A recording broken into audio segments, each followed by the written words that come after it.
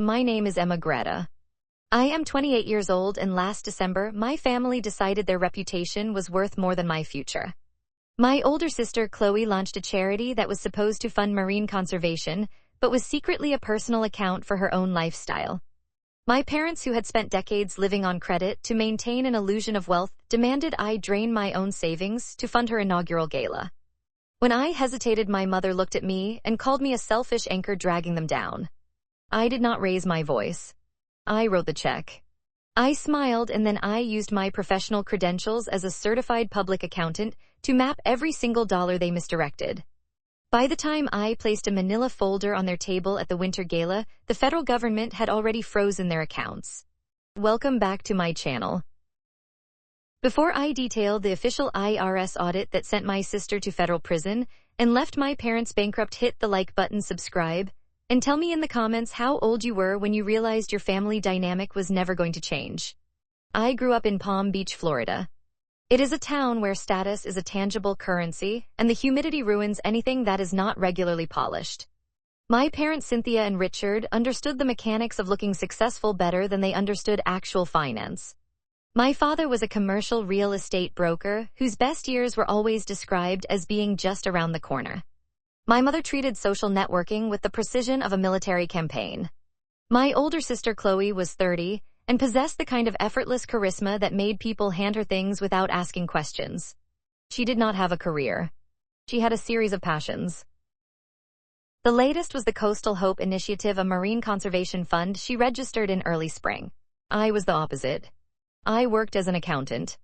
I liked ledgers because numbers do not change their value based on who is in the room. By 28, I drove a 7-year-old sedan, rented a practical apartment in West Palm, and had accumulated $35,000 in a high-yield savings account. It was my down payment for a house. It was my exit strategy. 3 weeks before Chloe held her inaugural charity luncheon, the foundation found itself short on seed capital. I had stopped by my parents' house on a Tuesday to drop off my father's quarterly tax estimates. The central air conditioning was humming, and Cynthia was standing at the marble kitchen island arranging white orchids in a shallow glass bowl. Chloe was sitting on a bar stool scrolling through a catering menu on her tablet. My mother did not say hello. She snipped an orchid stem and set the shears down on the marble. "We have a gap in the Founders Circle sponsorships," she said, sweeping the discarded stems into her palm. "Chloe needs $35,000 to secure the venue deposit and the marketing retainer. We are putting you down as a legacy donor." I stood in the entryway. My briefcase suddenly felt heavy in my hand. I told her I did not have $35,000 for a sponsorship. I reminded her that was my house fund. Chloe did not look up from her tablet. She said it was a tax write-off and an investment in the family brand. I told her it was cash. Cash I had spent 4 years saving from a salary I earned myself. My mother wiped her hands on a linen towel. She walked around the island and stopped 2 feet in front of me. She did not yell. She never needed to. She dropped her tone into a quiet, disappointed register that I had been listening to since I was a child, bringing home straight passing grades, while Chloe brought home pageant crowns.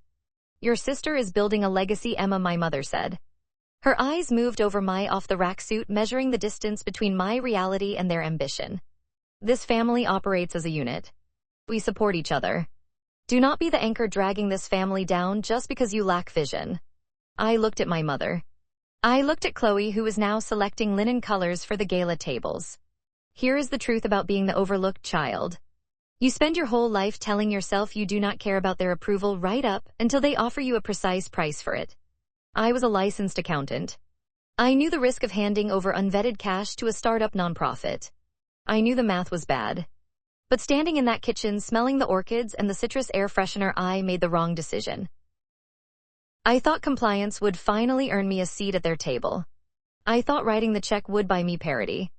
I opened my phone and logged into my banking app. My hands were actually shaking. I typed in the routing number and the amount. 35000. I stared at the green confirm button for what felt like an hour. My thumb hovered over the glass screen.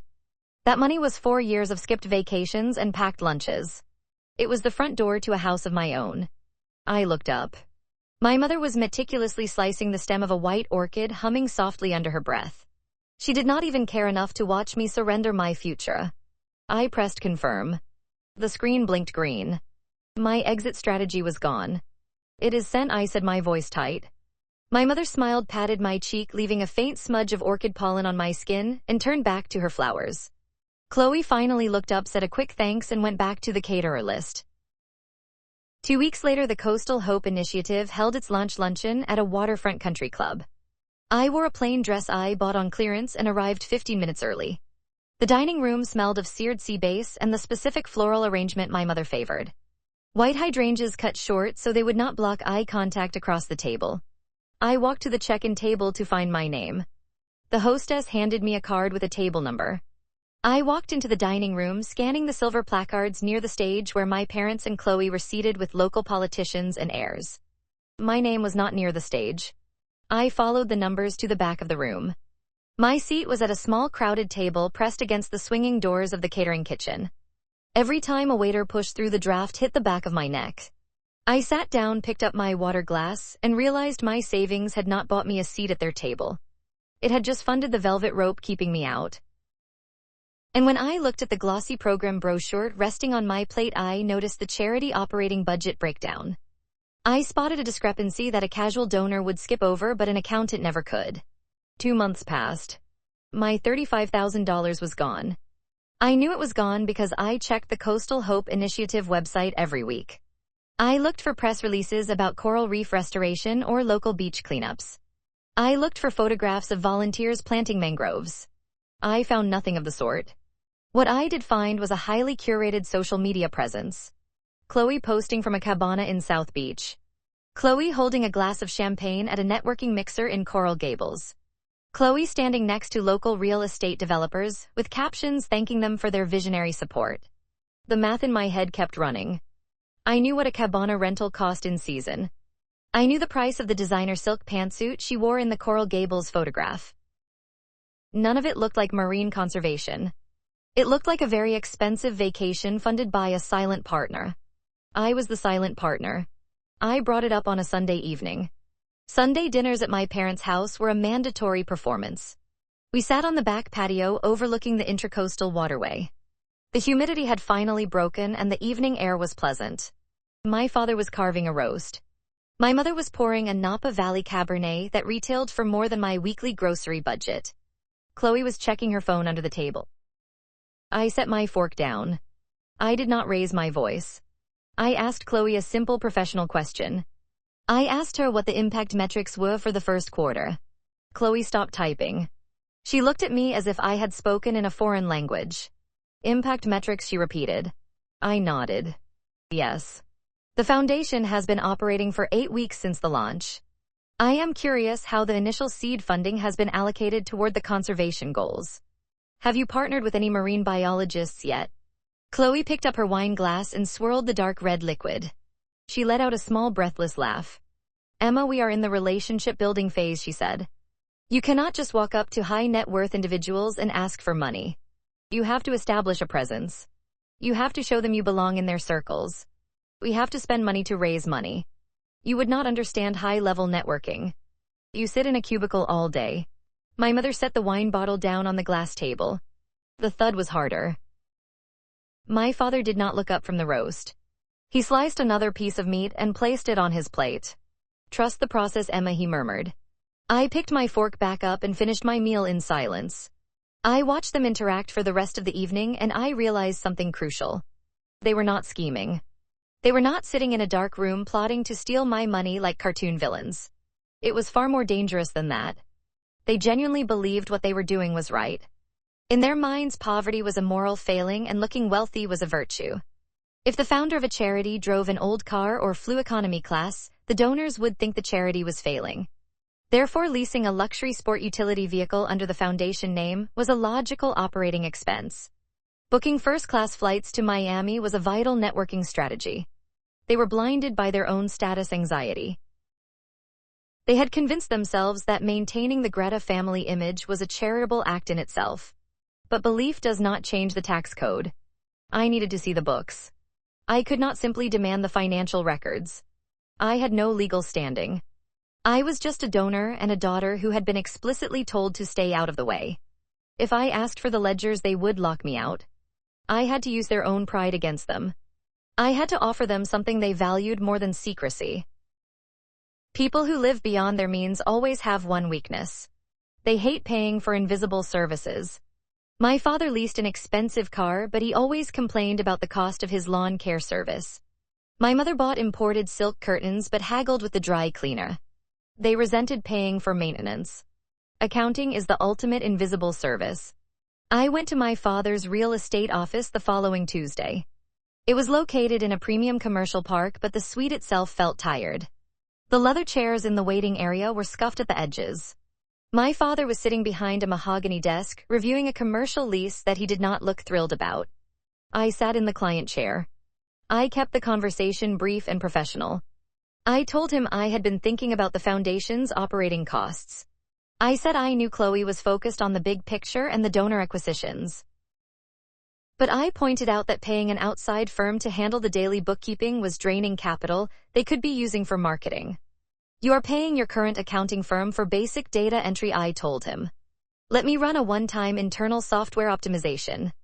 I will streamline the digital categorization and set up automated vendor rules. It will cut the firm's billable hours in half and save the initiative a few $1,000s a month. It is the least I can do to support Chloe. It was a perfectly tailored pitch. It spoke to his frugality and his ego. I was positioning myself as the helpful background worker offering to sweep the floors so the golden child could shine on stage. My father leaned back in his leather chair. He looked at me, appraising the offer. He did not see a forensic accountant looking for fraud. He saw his quiet, unremarkable daughter finally learning her place and trying to be useful. That makes sense, Emma, he said. I will have Chloe authorize the transfer. It will be good for you to see how a real enterprise operates. They accepted the offer to save a few $1,000s. That Friday afternoon at 4:30, an automated email arrived in my inbox. It contained the administrator login credentials for the Coastal Hope Initiative financial software. I did not go out that weekend. I made a pot of coffee on Friday evening and sat at my small kitchen table. I opened my laptop and logged into the system. I pulled the general ledger, the balance sheet, and the expense reports. I spent 48 hours reading the digital footprint of my family. The numbers were worse than I had imagined. In the state of Florida, a nonprofit organization is expected to allocate a significant majority of its revenue to its actual program services. When I ran the initial expense categorization, I found that exactly $0 had been granted to any conservation group. $0 had been spent on marine research. $0 had gone to beach restorations. Instead, 85% of the funds were diverted to a category labeled administrative overhead. I started pulling the individual receipts and vendor invoices. The administrative overhead was a masterclass in entitlement. I found a $4,000 charge at a high-end boutique in Palm Beach. Chloe had classified it as event uniforms. I found a recurring monthly charge of $2,500 for a country club membership. Chloe had classified it as venue retainership fees. I found the lease payments for the vehicle. I found restaurant tabs from Tuesday afternoons that exceeded $500 categorized as donor development meals. But the most devastating transactions were not Chloe's. They belonged to my parents. I found a recurring wire transfer executed on the 1st and 15th of every month. The transfers were labeled as strategic consulting fees. I traced the routing numbers. The money was flowing directly from the charity operating account into my parents' personal joint checking account. They were siphoning $12,000 a month to keep their own heads above water. My $35,000 house fund had not just paid for Chloe's wardrobe. It had paid my parents' mortgage. I sat in my quiet apartment on Sunday morning. The sun was coming up over the parking lot. My coffee mug was empty. I stared at the screen. They had not just mismanaged funds. They had committed systematic wire fraud and tax evasion. They were operating a slush fund disguised as a charitable organization. The problem was no longer just a familial betrayal. The problem was legal. As a certified public accountant logging into those books and reviewing those records, I was now bound by professional ethics. I had touched the ledger. If I closed the laptop and walked away, I would be complicit. If the IRS eventually audited the foundation and saw my name logged as the administrator, I would lose my license. I would lose my career. I would face prosecution for their new wardrobe and their mortgage payments. I had a choice to make. I could protect my family or I could protect myself. I knew what my mother would say. She would tell me to be a team player. She would tell me not to be the anchor. But the weight of that ledger was too heavy for anyone to carry. I did not sleep that Sunday night. The resistance to what I had to do did not come from locked files or encrypted hard drives. It came from my own conscience and the heavy reality of my profession. Earning a certified public accountant license in this state requires passing 4 rigorous exams and a strict ethics assessment. It requires signing a legal oath. When I passed those exams at 24, I framed the certificate myself because my parents were busy attending a wellness retreat Chloe had booked for them. That piece of paper on my apartment wall was the only thing in my life I had built entirely on my own without their input or their money. Now accessing those foundation books meant I was legally bound by that same piece of paper. If I ignored the fraud, I risked my license, my livelihood, and my freedom.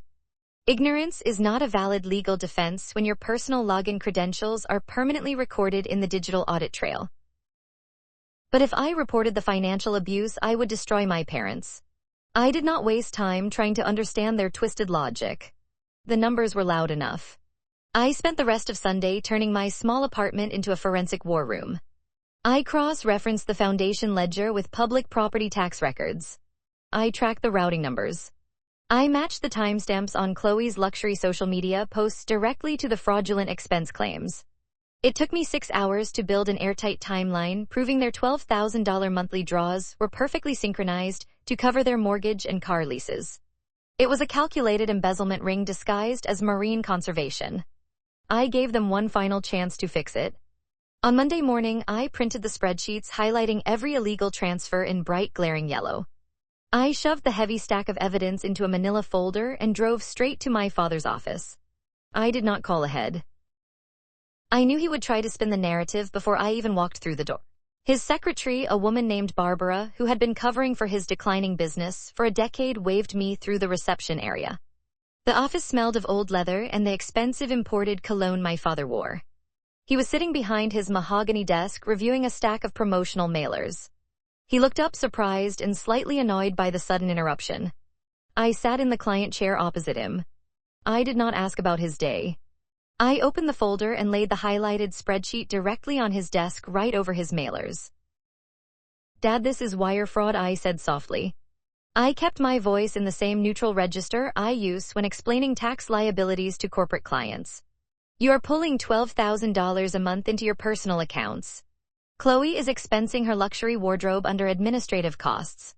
You have to restructure this immediately and return the funds, or the Internal Revenue Service will dismantle this entire operation." My father did not pick up the paper.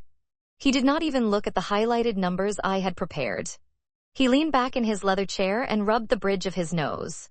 He looked at me with profound exhaustion. It was the kind of exhaustion reserved for an employee who simply cannot grasp the broader company vision. "Chloe is securing million-dollar donors," he sighed. "She is out there building vital relationships with people who can change the trajectory of this family. And you are sitting here nitpicking lunch receipts and basic administrative draws. You have always resented her shine, Emma. You look at an elite networking event and you just see a catering bill. You lack the capacity to understand high-level growth." I pointed to the paper on his desk. "This is not growth, Dad. This is tax evasion. If a federal auditor looks at this ledger, you are looking at prison time." He placed his hand flat over the spreadsheet, covering the numbers entirely. "We are drawing a consulting fee for advising the foundation," he said. "It is perfectly legal. We are managing the operational strategy behind the scenes. Do not come into my office and threaten me with audits just because you are jealous of your sister's success. Leave the paperwork to us. We know exactly what we are doing." I sat there and watched him. He did not see a crime taking place. He saw a jealous younger sister trying to sabotage the golden child. He genuinely believed that because they were our family, the standard rules of financial compliance simply did not apply to them. They were exceptional, and exceptions require funding. That was the exact moment I realized I could not save them. You cannot throw a life preserver to a man who is convinced he is walking on water. I could only save myself. Success always demands a cost. The cost of protecting my integrity and my career was the final complete severing of my family ties. I reached across the desk and pulled the folder out from under his hand. I closed it. I did not argue with his logic. I did not cry. I did not tell him he was making a fatal mistake. I simply stood up, said goodbye, and walked out of the office. Barbara smiled at me on my way out. I smiled back. I went back to my apartment and spent the next 12 hours compiling the evidence. I organized the fraudulent ledgers, the misclassified expenses, the personal distributions, and the wire transfer routing numbers. I printed the bank statements linking the charity account to my parents' personal checking account. I prepared everything with the meticulous precision of a forensic audit. Every claim was backed by a digital receipt. Every illegal transfer was cross-referenced with timestamps and authorization logs. Then I opened the official website of the Internal Revenue Service and downloaded Form 3949. It is the specific form used to report suspected tax law violations. It is a quiet bureaucratic document. There is no dramatic music when you fill it out. There is just a series of boxes to check. False exemptions. False deductions. Organized crime. Unreported income. I checked the appropriate boxes. I filled in my father's name, my mother's name, and Chloe's name. I attached the 80 pages of exhibits I had organized. On a Tuesday morning, I walked to the post office down the street from my apartment. I paid for certified mail with a return receipt requested. I handed the thick envelope to the postal worker. He stamped it, tossed it into a canvas bin, and handed me the green tracking slip. It took exactly 4 seconds to hand over my family to the federal government. I walked out into the Florida humidity, got into my 7-year-old sedan, and drove to work. Then I waited. The Internal Revenue Service does not operate like a television drama. There are no sudden raids with flashing lights or dramatic standoffs in corporate lobbies. Federal tax investigators move with the slow creeping certainty of a rising tide. When you file a report documenting systemic wire fraud and tax evasion, the government does not send you weekly updates. You simply submit your evidence and you wait. I waited for 6 months.